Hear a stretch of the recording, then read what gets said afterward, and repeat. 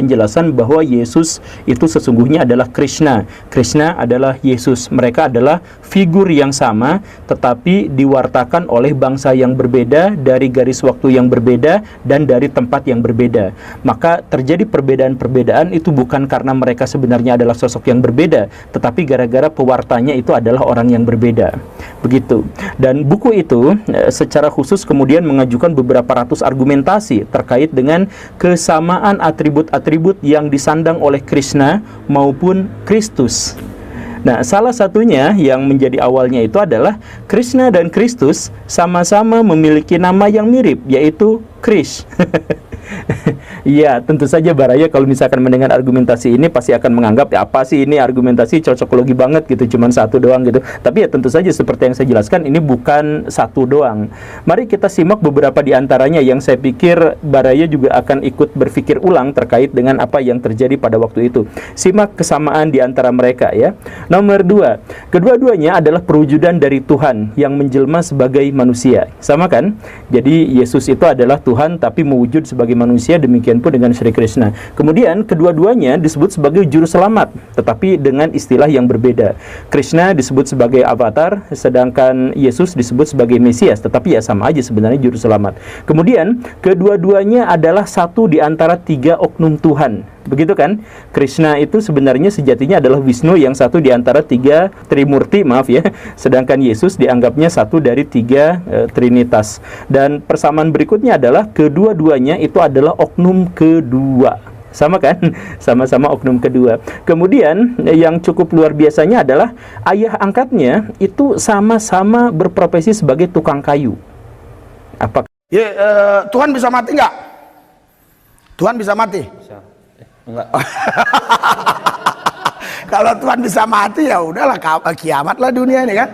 Berhentilah kita bernapas kan begitu. Tuhan bisa mati nggak? Enggak. Yesus Tuhan bukan? Yesus Tuhan atau bukan? Bukan. Oh bukan. Oh udah parah lagi kalau jadi kalau Yesus bukan Tuhan, terus kamu menyembah siapa? Tuhan. Tuhan. Jadi Yesus bukan Tuhan. Yang Tuhan ya, terus yang Tuhan itu siapa? Yesus siapa? Ini lebih apa lagi nih? Silakan duduk dulu ya. Ya.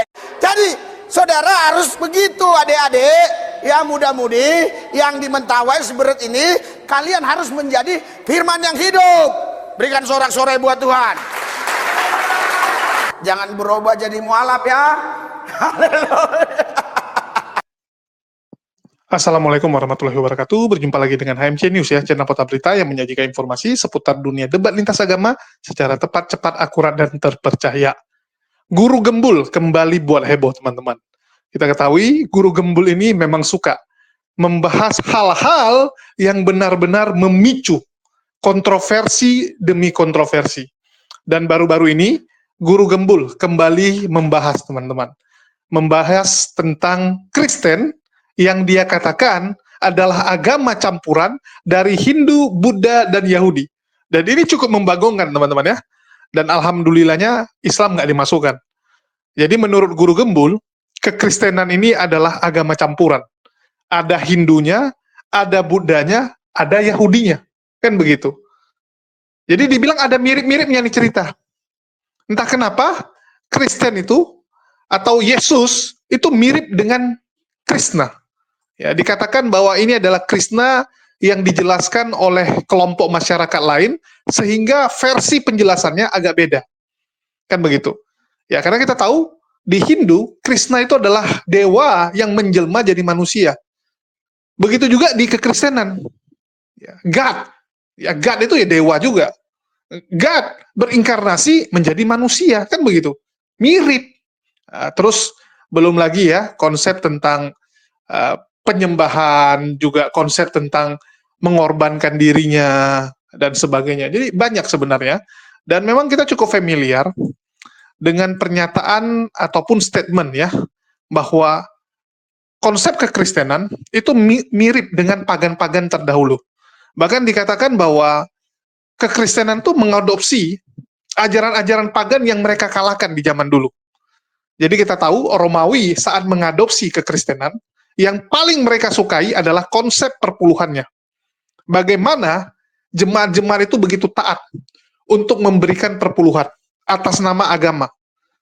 Sedangkan Romawi sudah capek-capek menjajah negara-negara kerajaan-kerajaan yang lain, minta upeti saja masih memberontak. Ngasih upeti itu sering sekali terjadi pemberontakan demi pemberontakan di kerajaan-kerajaan yang mereka taklukkan. Tetapi ternyata dengan agama nggak perlu susah-susah kirim pasukan. Orang dengan sukarela mengirimkan upeti secara nggak langsung, kan begitu teman-teman. Dan kita tahu Romawi ya, kekaisaran Romawi itu sangat berandil besar, ya sangat punya andil dalam kekristenan. Bahkan bisa dibilang kalau nggak ada Romawi, apa Kristen bisa seperti sekarang? Coba kita pikirkan.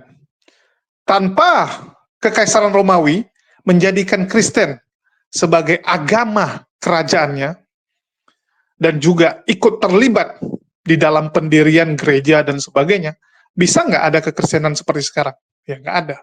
Bahkan ada juga ya buku tentang Kristen dan pagan, teman-teman.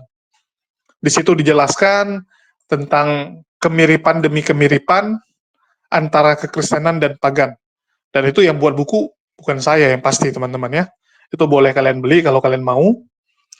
Itu banyak, ya banyak sekali buku-buku yang menceritakan kekristenan dan pagan. Terus kita juga bisa lihat bahwa konsep-konsepnya ya mirip dengan agama-agama terdahulu, teman-teman. Nah, itulah kenapa Guru Gembul nih sampai ngomong seperti ini. Sekitar 10 tahun yang lalu saya mendapatkan sebuah buku yang cukup membagongkan dan cukup memberikan kepada saya kepenasaranan yang sangat luar biasa ketika buku itu memberikan penjelasan bahwa Yesus itu sesungguhnya adalah Krishna. Krishna adalah Yesus. Mereka adalah figur yang sama tetapi diwartakan oleh bangsa yang berbeda, dari garis waktu yang berbeda, dan dari tempat yang berbeda. Maka terjadi perbedaan-perbedaan itu bukan karena mereka sebenarnya adalah sosok yang berbeda, tetapi gara-gara pewartanya itu adalah orang yang berbeda. Begitu. Dan buku itu secara khusus kemudian mengajukan beberapa ratus argumentasi terkait dengan kesamaan atribut-atribut yang disandang oleh Krishna maupun Kristus.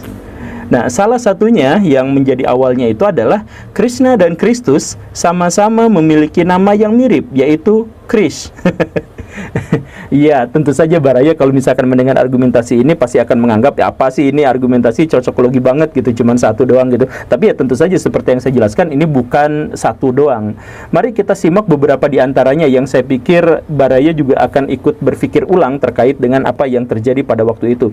Simak kesamaan di antara mereka ya. Nomor 2, kedua-duanya adalah perwujudan dari Tuhan yang menjelma sebagai manusia. Sama kan? Jadi Yesus itu adalah Tuhan tapi mewujud sebagai manusia, demikian pun dengan Sri Krishna. Kemudian kedua-duanya disebut sebagai juru selamat, tetapi dengan istilah yang berbeda. Krishna disebut sebagai avatar, sedangkan Yesus disebut sebagai Mesias, tetapi ya sama aja sebenarnya juru selamat. Kemudian kedua-duanya adalah satu di antara 3 oknum Tuhan. Begitu kan? Krishna itu sebenarnya sejatinya adalah Wisnu yang satu di antara 3 Trimurti, maaf ya. Sedangkan Yesus dianggapnya satu dari 3 Trinitas. Dan persamaan berikutnya adalah kedua-duanya itu adalah oknum kedua. Sama kan? Sama-sama oknum kedua. Kemudian yang cukup luar biasanya adalah ayah angkatnya itu sama-sama berprofesi sebagai tukang kayu. Apakah ini cocok logi atau enggak ya? Tapi lanjut. Dan ayah aslinya itu adalah roh Tuhan. Sama kan? Kemudian kedua-duanya adalah keturunan raja, tapi dibesarkan sebagai rakyat jelata atau rakyat biasa. Itu benar kan? Jadi Krishna itu adalah keturunan dari raja siapa gitu, Wasudewa, sedangkan yang Kristus itu lahir dari keturunan Daud yang juga adalah seorang raja. Sama-sama dalam hal itu. Kemudian kedua-duanya lahir dan kemudian orang-orang mengenalnya setelah dibimbing oleh bintang. Jadi yang Kristen, yang Hindu itu kelahiran Krishna dan Kristus itu kan ketahuannya itu dari bintang yang bergerak, kayak gimana lah menavigasi orang-orang para pengebara untuk bisa menemukan mereka gitu. Nah, jadi ini juga sesuatu yang sama. Kemudian keduanya lahir di saat ada raja jahat yang berkuasa yang sama-sama sedang melakukan sensus. Nah, luar biasa kan? sama juga. Dan sensus buat apa? Satu di antaranya adalah bahwa raja-raja itu mencoba untuk memusnahkan semua anak bayi yang lahir, yang laki-laki pada waktu itu. Jadi pas kelahiran Krishna, bayi laki-laki semuanya dibantai. Pas kelahiran Kristus, bayi laki-laki semuanya juga dibantai. Ini sama kan? Kemudian kesamaan berikutnya apa? Kesamaan berikutnya adalah bahwa mereka berhadapan dengan raja yang sangat jahat, yang sangat lalim. Kemudian yang cukup unik berikutnya adalah bahwa Yesus lahir di sebuah desa yang namanya adalah Maturea. Sedangkan Krishna itu dilahirkan di sebuah wilayah yang namanya Mathura. Kemudian julukan dari Yesus itu adalah singa dari Yudea. Sedangkan julukan bagi Krishna itu adalah singanya, orang Saki. Jadi sama-sama singa, cuman dari suku yang berbeda. Kemudian, nah ini yang cukup unik nih. Ibunya Yesus kita mengetahui namanya adalah Maria. Sedangkan ibunya Krishna itu namanya kita juga ketahui adalah Devaki. Tetapi tahukah Baraya bahwa Krishna memanggil ibunya dengan sebutan Maya? Jadi Maria, Maya, oh mirip juga ya. Oke, itu kemiripan. Kemudian kemiripan berikutnya itu adalah bahwa mereka kedua-duanya waktu dalam kondisi masih menjadi manusia, maha mengetahui dan maha kuasa. Kemudian yang berikutnya itu adalah kedua-duanya memperbaharui hukum yang ada pada waktu itu, hukum agama yang ada pada waktu itu. Jadi Yesus memperbarui hukum Taurat dan kemudian menjunjung tinggi hukum kasih, sedangkan Krishna itu mempertanyakan banyak sekali dalil-dalil dalam Veda dan kemudian dia mengajukan kebijaksanaan atau upaya menginterpretasikan Veda dengan cara yang lebih bijaksana. Kan begitu ya. Dan bahkan cenderung lebih liberal Krishna itu digambarkannya. Kemudian dua-duanya juga memiliki mujizat, yaitu menyembuhkan orang kusta dan sama-sama diriwayatkan pernah menghidupkan orang yang sudah mati. Kemudian kematian dari keduanya itu dikehendaki. Jadi masing-masing mengkehendaki kematian dirinya sendiri. Jadi Yesus misalkan sudah tahu bahwa dalam sekian hari ke depan memang akan disalibkan dan itu akan membuat dirinya meninggal sebagai manusia, tapi Yesus tetap ada di situ. Sri Krishna juga sama. Beliau mengetahui bahwa dirinya sedang diburu atau ada pemburu pada waktu itu yang tidak sengaja, dan Krishna tahu itu tetapi membiarkan pemburu itu memanah dirinya, dan akhirnya kedua-duanya juga memaafkan semua pembunuhnya. Dan ada tambahan dari saya, yaitu bahwa orang Hindu dengan orang Kristen itu sama-sama menyebut nama pemuka agamanya sebagai pendeta atau pandita. Kan nama pendeta itu diambil dari kata pandita, yang artinya adalah orang yang berilmu atau guru dan seterusnya gitu. Jadi guru gembul itu sebenarnya adalah pandita gembul gitu. Mulai sekarang sebut saya pandeta gembul. Ya bercanda itu Maya Baraya. Cuman maksudnya ya tentu saja ini tidak untuk meyakinkan kepada Baraya bahwa apa yang saya wartakan itu memang benar. Cuman saya mencoba untuk membuka wawasan seluas-luasnya bahwa ada beberapa teori alternatif terkait dengan hal ini gitu. Ya kalau misalkan kita melihat perbedaan, ya banyak juga perbedaannya. Di antaranya adalah Yesus diceritakan tidak menikah, membujang sumber hidupnya, sedangkan Krishna bahkan memiliki 16.000 istri dan seterusnya. Ya, memang ada banyak perbedaan. Cuman sekali lagi ya, mari kita pahami ini karena memang ada bukunya. Jadi ada bukunya. Kemudian ada buku yang lain yang dituliskan oleh seorang dari Rusia, saya lupa namanya, tapi dia menuliskan perjalanannya pada tahun 1877 setelah Rusia perang dengan Turki. Kemudian dia kabur, dia jalan-jalan ke Kashmir. Nah, di tahun 1877 sampai sekitar 5 tahun berikutnya itu dia menemukan banyak sekali cerita-cerita yang janggal dan aneh terkait dengan kehidupan masa lalu manusia. Nah, salah satunya itu adalah bahwa dia menemukan, menurut dia ya, dia menemukan ada manuskrip-manuskrip dan naskah-naskah yang menjelaskan tentang ada orang misterius yang berasal dari barat, kemudian datang ke timur karena dikejar-kejar dan berusaha untuk disalibkan oleh penguasa yang lalim. Kemudian datang ke India untuk belajar tentang ajaran agama Hindu dan Buddha atau ajaran Dharma. Nah, ini ada bukunya.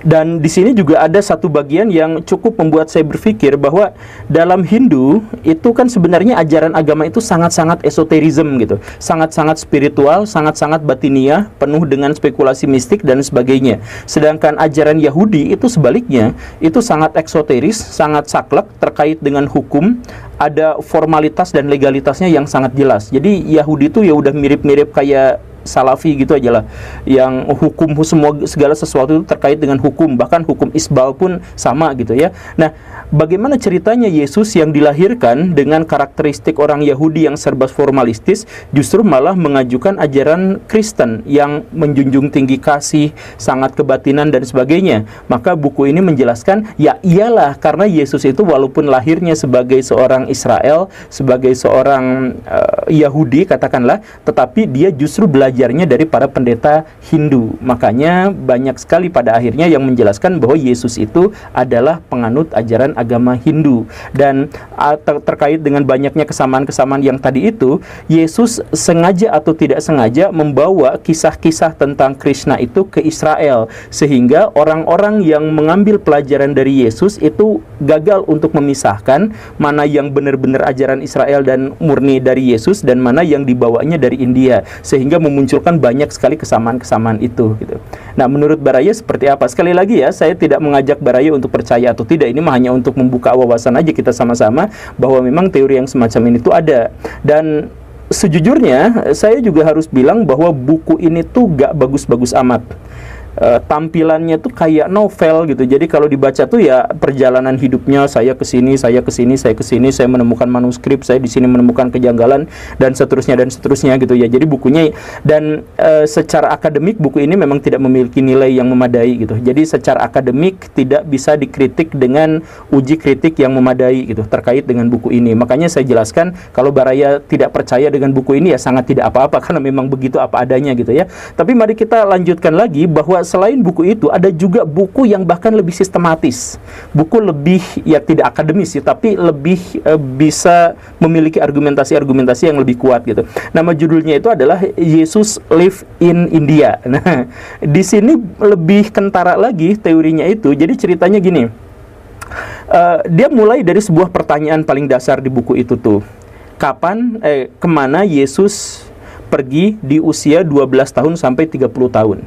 Nah, ini kan untuk orang-orang sejarawan zaman dulu ini menjadi salah satu misteri yang sangat besar, sebab kalau misalkan kita membaca Alkitab, maka Yesus itu diceritakan ketika lahirnya, kemudian tiba-tiba usia 12 tahun, kemudian tiba-tiba usia 30 tahun dan sampai beliau disalibkan gitu. Nah, ini rentang waktu misalkan dari orok sampai 12 tahun, kemudian dari 12 tahun sampai ke 30 tahun itu kemana aja gitu. Kenapa nggak pernah disebutkan, bahkan nggak pernah disinggung sama sekali gitu. Ya, kalau sarjana-sarjana Alkitab zaman sekarang ya tentu saja sudah bisa menjawabnya dengan relatif mudah, karena hilangnya masa Yesus itu adalah karena orang-orang Yahudi memang sudah terbiasa melakukan pencatatan itu pada usia-usia tertentu saja, pada kecil, kemudian usia 12 tahun dan usia seterusnya gitu. Jadi wajar kalau misalkan Yesus hilang masa 18 tahunnya itu. Tetapi sejarawan pada masa lampau itu kebingungan kenapa bisa seperti ini gitu. Makanya muncul spekulasi ini. Dan di buku ini Jesus Live in India itu dia menjelaskan bahwa Yesus di usia 12 atau 13 tahun itu memang meninggalkan Israel bersama ibunya. Kemana? Ke wilayah sebelah timur, kemudian menjelajah Tibet, menjelajah Kashmir, Pakistan, India sekarang, kemudian Himalaya dan sebagainya. Nah, di situ beliau belajar ajaran Hindu dan ajaran Buddha. Itu secara eksplisit dijelaskan dalam buku itu. Makanya ketika di usia ke-30 tahunan sudah balik lagi ke Israel, sama seperti yang tadi dijelaskan bahwa Yesus membawa esoterisme dalam beragama, bukan eksoterisme gitu, bukan sesuatu yang formal dan ritual, tetapi masalah kebatinan, cinta kasih, kasih sayang dan sebagainya yang sepenuhnya ini tidak sesuai dengan norma-norma dan ritme-ritme keagamaan yang ada di wilayah Timur Tengah pada waktu itu gitu. Kan ini sebenarnya aneh kan? Ya, tetapi tidak terlalu aneh kalau misalkan pikirannya adalah seperti ini, bahwa Yesus ternyata mendapatkan pengajaran dari tempat yang lain. Dia belajar Hindu dan Buddha. Kenapa tuh tidak disebutkan bahwa Yesus beragama Hindu kemudian mengajarkan Hindu? Ya karena sampai sekarang pun sebenarnya tidak ada istilah yang namanya ajaran Hindu, tuh nggak ada gitu. Hindu itu kan sebenarnya sebuah nama yang merujuk pada letak geografis tertentu, yaitu di seberang Sungai Sindu gitu. Nah, di situ agamanya ada yang namanya Waisnawa, ada yang namanya Shaiwa, ada yang dan lain sebagainya kan begitu ya. Jadi sebenarnya ini adalah masalah yang cukup membingungkan, tapi cukup masuk akal kalau kita menggunakan pendekatan ini. Yesus kan tidak banyak juga berbicara tentang ritual-ritual. Yahudi kan ritualnya banyak, dan ritual yang banyak itu aturannya sudah sangat jelas. Nah, kalau ritual yang Hindu tuh ritualnya juga banyak, tapi aturannya itu sangat bisa dimasukkan dengan interpolarisasi yang lebih mistik kan, bisa digocek ke sana ke sini gitu. Bahkan kita misalkan melihat Hindu yang di Bali dengan Hindu yang di India hanya berbeda 50 tahun saja sudah benar-benar terpisah gitu. Ritualnya beda, apa-apanya juga beda, hanya falsafinya saja yang banyak kesamaan diantaranya gitu. Nah, jadi jangan-jangan Yesus memang balik lagi ke Israel itu setelah membawa ajaran agama Hindu dan Buddha, bukan ajaran Israel. Tapi beliau mengambil kitab Perjanjian Lama, menjadikannya sebagai pedoman, tapi banyak di antara mereka yang direvisi atau diganti, dan kemudian bahwa ajaran ini semuanya ada di bawah hukum kasih. Nah, coba kalau misalkan apakah ini benar-benar seperti itu? Dan kelanjutan setelahnya apa? Kelanjutan setelahnya dalam buku itu adalah bahwa Yesus akhirnya disalib karena bertentangan dengan ajaran Yahudi mainstream pada waktu itu. Nah, tapi dalam buku ini diceritakan bahwa Yesus ketika disalibkan itu tidak meninggal dunia. Jadi hanya pingsan saja. Makanya salah satu argumentasinya adalah, kan kalau hukum salib itu sebenarnya adalah hukuman ancaman untuk masyarakat secara umum, bahwa kalau melanggar perintah atau melanggar hukum atau melawan negara misalkan, maka dia akan disalibkan seperti itu, dan dia akan dibiarkan seperti itu sampai dagingnya habis dimakanin sama burung-burung. Kan disalib itu biasanya gitu kan, jadi sebagai peringatan kepada orang lain. Nah, Yesus uniknya disalibkan tapi dalam kondisi tubuh yang masih utuh, kemudian langsung diturunkan hanya dalam waktu 3 hari, dan kemudian ketika diturunkan masih mengalir darahnya. Nah, kalau masih mengalir darahnya artinya apa? Jantungnya masih berdetak. Kalau misalkan meninggal kan langsung darahnya itu beku. Nah, ini dalam buku ini ya, dalam buku ini diceritakan bahwa Yesus itu diturunkan dalam kondisi yang pingsan, bukan meninggal. Kemudian dibawa ke satu tempat, pulih. Makanya ketika 3 hari kemudian Yesus menampakkan diri kepada murid-muridnya, dalam teori ini bukan Yesusnya meninggal dan kemudian bangkit lagi untuk menunjukkan dirinya, bukan mengalahkan kematian, bukan, tapi emang belum pernah meninggal, hanya pingsan saja, kemudian menampakkan diri, dan setelah itu pergi lagi. Kemana perginya? Ke India lagi, balik lagi untuk belajar ajaran agama Hindu dan ajaran Buddha. Jadi ceritanya begitu, dan kemudian meninggal di usia 120 tahun di Kashmir, di wilayah sekitaran Kashmir begitu. Itu teorinya. Nah, kenapa Yesus harus ke sana itu? Ya, karena sudah tidak ada peluang lagi di Israel. Ya, kurang lebihnya narasinya adalah seperti itu. Dan si penulis buku ini kemudian mengajukan beberapa bukti fisik. Di antaranya adalah manuskrip kuno di India yang menjelaskan bahwa memang ada orang dari barat yang datang ke India dengan nama Isa, yang ISSA, yang dia datang ke situ gara-gara dikejar-kejar dan mau disalibkan sama penguasa yang lalim. Dan kemudian dia datang ke timur, ke Kashmir itu dengan beserta ibunya, wanita yang bla bla bla begitu. Nah, apakah ibunya adalah Maria dan seterusnya? Ya itu mah silakan. Cuman sekali lagi ya Baraya, saya tidak membuat Baraya yakin pada satu ini. Cuman mari kita buka wawasan, karena memang alternatif sejarah itu, atau teori sejarah itu, atau hipotesis sejarah itu memang sangat luas, memang sangat banyak. Kita tidak harus meyakini satu hal dan kemudian mengabaikan atau menentang yang lain. Kita hanya berusaha untuk membacanya itu agar apa? Agar otak kita terlatih untuk terbuka pada segala kemungkinan, dan otak kita terlatih bahwa setiap perbedaan-perbedaan itu adalah hal yang lumrah tanpa harus berkonsekuensi pada konflik dan kekerasan gitu. Jadi Baraya yang mau setuju mau tidak setuju ya tidak apa-apa. Kalau misalkan Baraya mau cek, silahkan, bukunya itu sudah ada, sampulnya sudah saya tampilkan, dan di toko online luar negeri sudah ada, PDF-nya juga sudah ada, silahkan saja. Saya ini peduli, saya bukan menghina, nggak ada maksud dan tujuan saya untuk menjatuhkan Islam supaya masuk Kristen, nggak usah, saudara-saudara, nggak usah masuk Kristen. Di Kristen aja banyak penipu, di Kristen saja banyak sekali yang menyakitkan hati saya. Bayangkan alat-alat di gereja saya ini yang baru saya beli, diambil anak rohani saya, si Yopi, Nobin, kerjasama, dibawa ke Yayasan Bethesda katanya. 2 hari diangkut alat-alat itu. Di Kristen sudah banyak jahat. nggak usah masuk Kristen, karena orang-orang di Kristenannya banyak yang jahat. Mau jadi pelayan Tuhan dengan menipu gurunya ditipu. Itu di Kristen. Coba diperbaiki di Yayasan Bethesda itu. Bu Desra, kamu sebagai ketua umumnya yayasan itu, kalau nggak bisa perbaiki, nggak usah melayani, nggak usah sombong, nggak usah bawa-bawa nama Saifuddin Ibrahim, biar tahu semuanya. Saya nggak suka pelayan busuk di dalam gereja. Ingat baik-baik ya Yopi ya, kamu nggak ada bertanggung jawabnya. Dasar otak narkoba, dasar otak narkoba.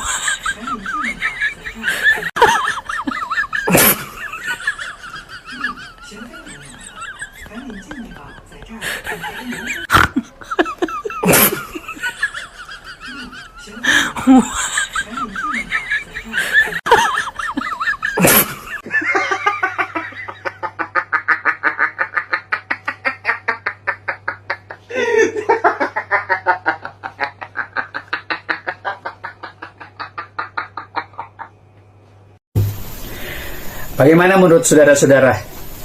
Pantaskah pendeta ini disebut pendeta setan? Tindakan dia itu adalah sebuah tindakan yang memalukan. Kalau yang lain itu ada katanya yang suruh orang untuk minum kencing ontah dengan kaset-kaset begini. Nah, kalau yang ini disuruh makan rumput dan disuruh minum bensin. saya melihat video ini bercampur aduk, marah, ketawa, ngakak.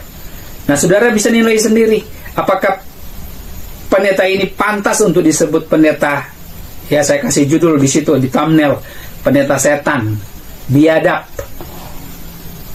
memalukan, dan ya jemaatnya botol, jemaatnya itu goblok. Ya, jadi membagongkan sekali teman-teman, dan memang banyak sekali ya buku literasi yang menceritakan tentang Yesus yang dikabarkan ya konon itu berguru sampai India. Jadi dia waktu remaja atau yang kita kenal dengan hilangnya kisah Yesus dari umur 13 sampai 30, banyak yang bilang bahwa dia berguru ke India. Jadi di situ dia berguru tentang kebenaran, ya, mencari tahu tentang ajaran-ajaran, filosofi, dan juga pengobatan. Ya, bahkan dibilang dia belajar tentang pengobatan. Tetapi di situ dia berbeda pendapat tentang bagaimana hidup itu. Kalau kita melihat bahwa Hindu dan Buddha itu melihat hidup itu sebagai satu siklus. Satu siklus. Bahkan Buddha menganggap bahwa hidup adalah satu penderitaan.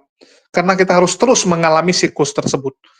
Sedangkan sedangkan Yesus menganggap bahwa ya hidup itu adalah anugerah, kan begitu, anugerah dan sebagainya.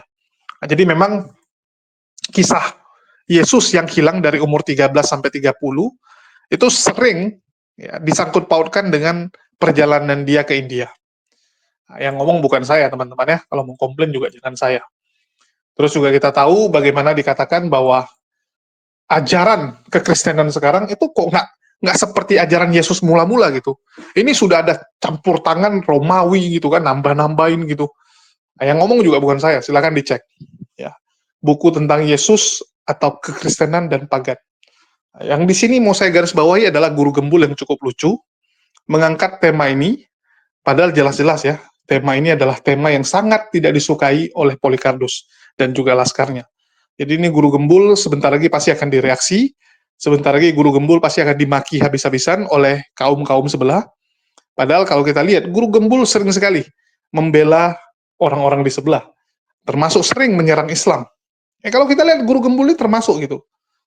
Ada beberapa kontennya, ya mengatakan Islam beginilah begitulah gitu. Tetapi ternyata dia ingin menunjukkan bahwa bukan hanya Islam yang dia serang, tapi semua, ya udah sekaligus dihantamnya yang agama lain. Saya nggak ngerti ya, apakah ini hanya sensasi untuk menaikkan pamornya, atau ada agenda tersembunyi, atau memang ada yang menyuruh Guru Gembul untuk melakukannya. Ini cukup mengejutkan dan membagongkan ya, karena kita tahu Guru Gembul ini memang mengedepankan logika. Ya, dia sangat mengedepankan logika dibandingkan dengan iman. Jadi ini cukup menarik pembahasan mengenai Yesus ini. Dan saya merekomendasikan teman-teman untuk mencari tahu dan belajar ya, terutama teman-teman dari sebelah, ya, untuk kalian melihat, apa benar ada ajaran-ajaran pagan yang sangat mirip dengan kekristenan? Apa benar konsep penebusan ya, Tuhan berinkarnasi, dewa berinkarnasi, terus mengorbankan dirinya, itu ada di Mitra. Ya, Osiris juga kurang lebih mirip, ya mati, terus bangkit kembali kan begitu, bangkit kembali. Ini kok ada kemiripan gitu, kebetulan mirip, atau memang mengadopsi, karena kita tahu zaman dulu ya agama itu kan kadang ya bisa tercampur aduk teman-teman. Apalagi contoh nih, pendiri Trinitas, penggagas Trinitas, yaitu Tertullianus, itu aslinya dari pagan teman-teman. Tertullianus aslinya dari pagan. Terus Trinitas, tiga itu adalah angka kesempurnaan bagi agama-agama pagan. Coba lihat, agama pagan tuh selalu 3. Ya, selalu mengacu kepada angka 3, kesempurnaan. Kenapa? 3 itu menggambarkan masa lalu, masa kini, dan masa depan. Ya. Terus kalau di Hindu, yang menciptakan, yang memelihara, dan menghancurkan. Ya, jadi harus ada yang ciptakan, ada yang memelihara, ada yang hancurkan. Udah hancur, ciptakan lagi, ulang. 3, siklusnya seperti itu. Jadi, apakah Trinitas mengikuti itu? Karena kalau kita lihat konsili Nisea, itu hanya Yesus dan Bapa. Roh Kudus belum masuk. Tiba-tiba kenapa Roh Kudus dimasukin juga? Apakah memang sengaja supaya jadi 3? supaya jadi angka sempurna. Karena kalau kita lihat, Roh Kudus sendiri itu dianggap perannya lebih rendah daripada Yesus dan Bapa. Disuruh-suruh soalnya dia. Roh Kudus itu bagian disuruh-suruh aja, disuruh sama Yesus, disuruh sama Bapa. Tapi kenapa dibuat setara? Kenapa? Nah, ini kan jadi pertanyaan lagi gitu. Jadi mari kita renungkan teman-teman. Kenapa bisa seperti itu? Jadi kita tuh kalau beriman tuh jangan telan gitu saja, harus cari tahu, harus belajar gitu. Ini asal usulnya dari mana? Kenapa bisa seperti itu? Dari mana Trinitas? Apakah memang murid-murid Yesus, para rasul mula-mula percaya dengan Trinitas? Oh, ternyata tidak. Apakah para murid menganggap Yesus sebagai sang pencipta? Oh, enggak. Ternyata cuma dianggap sebagai bos, Lord. Ya. Kurios, bukan Theos. Jadi kenapa kita menyetarakannya dengan sang pencipta? Cari tahu, belajar teman-teman. Begitu juga dengan konsep, kenapa harus ada penebusan? Kenapa harus ada pengorbanan gitu? Bukankah itu pagan? Paganlah yang paling suka sedikit-dikit korbankan orang. Sedikit-dikit menyuruh orang lain yang menanggung dosa mereka, menanggung segala kutuk mereka. Itu pagan, teman-teman. Coba lihat, agama-agama pagan itu punya ciri khas mengorbankan orang lain. Kena bencana, tulah di desa tersebut, di kerajaan tersebut. Oke, siapkan upacara, korbankan anak gadis yang paling cantik, yang perawan, tidak bercacat gitu kan. Artinya nggak ada lecet-lecet badannya, mulus, dikorbankan teman-teman. Ada darah yang ditumpahkan. Dan entah kenapa agama pagan ini, coba kalian lihat, ya baik di suku Inca, ya, di belahan bumi manapun, itu mirip, tetap ada konsep penumbalan. Harus ada yang mati, berkorban. Padahal mereka nggak pernah komunikasi tuh. Antara yang di sana, sini, ya, nggak pernah komunikasi, tapi punya kemiripan. Ada bentuk piramidnya, ada bentuk tempat altar untuk mengorbankan orang. Saya nggak ngerti kenapa bisa ada kemiripan ya. Apa jin yang mengajarkan mereka itu sama gitu kan? Ya bisa jadi kan jinnya, setannya menghasut. Ya menghasut manusia yang di sini, nanti menghasut lagi manusia yang di sana. Sehingga ada kemiripan. Ini cukup membagongkan. Ya, dan ini adalah teori alternatif kalau saya bilang. Teori-teori alternatif yang boleh kita pertimbangkan, boleh kita pikirkan. Ya, jadi sekali lagi yang saya sampaikan ini adalah teori-teori alternatif. Kalian boleh ikuti, boleh tidak. Tetapi masalah renungkan ini, saya harap kalian bisa renungkan, kalian bisa cari tahu, jangan jadi orang yang cuman beriman, ikut-ikutan. Cuman karena warisan, oh orang tua saya agama ini, saya ikut. Jangan teman-teman. Cari tahu, belajar. Jangan sampai nanti kita jadi orang yang menyesal. Menyesal karena kita cuman ikut-ikut orang. Kita sering ya di kehidupan nyata ini, kita mengalami penyesalan. Saya menyesal kuliah di sini. Loh, kenapa kamu pilih? Iya, karena saya ikutan teman. Teman saya semua kuliah di sini, saya kuliah di sini. Teman saya ambil jurusan ini, saya ambil jurusan ini. Saya menyesal waktu muda, ya, saya tidak merantau ke negara lain, cari kerjaan. Saya tidak merantau ke kota lain. Kenapa? Ya karena saya sudah nyaman di kota ini. Teman-teman saya di sini, keluarga saya di sini. Jangan sampai kita jadi orang menyesal, karena hanya ikut-ikutan. Manusia ini entah kenapa, 90% tipikal ikut-ikutan. Hanya 5% yang berani mengambil jalannya sendiri. Kita ini mirip dengan belalang. Kadang-kadang kita ikut arus, tanpa kita tahu nih arusnya kemana. Belalang seperti itu. Mereka cuma ikut rombongannya. Kalau ditanya, kita kemana? Nggak tahu, ikut aja. Begitu ditanya semua jawabannya sama. Ternyata nggak ada yang jadi pemimpinnya. Semua ikutan.